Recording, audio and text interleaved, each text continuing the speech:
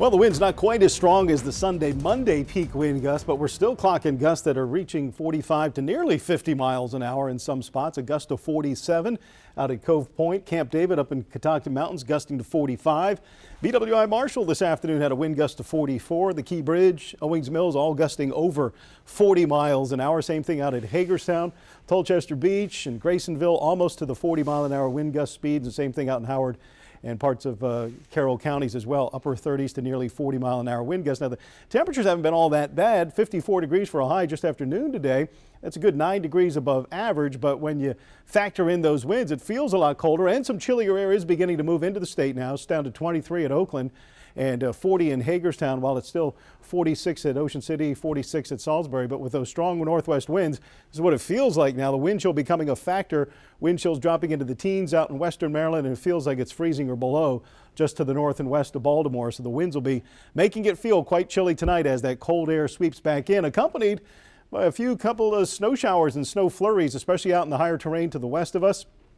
A few sprinkles of rain now moving off the mid-Atlantic coast. Not a whole lot of precipitation, but don't be surprised if you see a flurry fly by, especially off to the north and west of Baltimore across some of the higher terrain. It's all because of two weather systems that kind of missed us. We were in between both of them. A Clipper tracking out of Canada toward New England, low pressure moving off the Carolina coast, and in between Baltimore kind of misses out on the bulk of the precipitation with these, but strong northwest winds following them. They're going to phase into one big storm out over the North Atlantic, and will continue to be buffeted by those strong northwest winds tonight and tomorrow.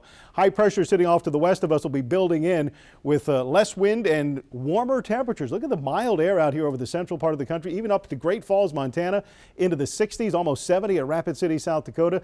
Denver right now in the mid 60s. So that mild Pacific air will spread in and cut off any Arctic connection as we get into the weekend. So one windy, chilly day tomorrow, some snow up in the mountains to our west.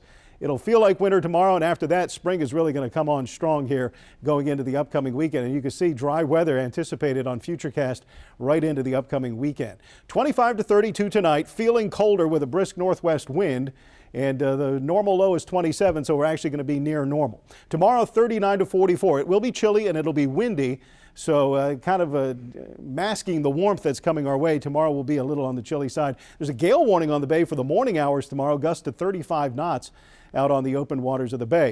If you're heading westbound into the mountains, they're deep into the cold, and they'll get some more snow showers tonight and tomorrow with highs only in the 20s.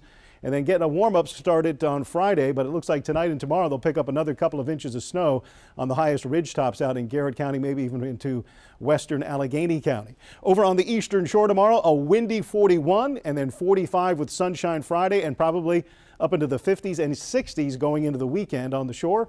40 at Ocean City tomorrow, 45 Friday, and then the big warm-up for the weekend. And you'll see that on our 7-day forecast after tomorrow's chilly day.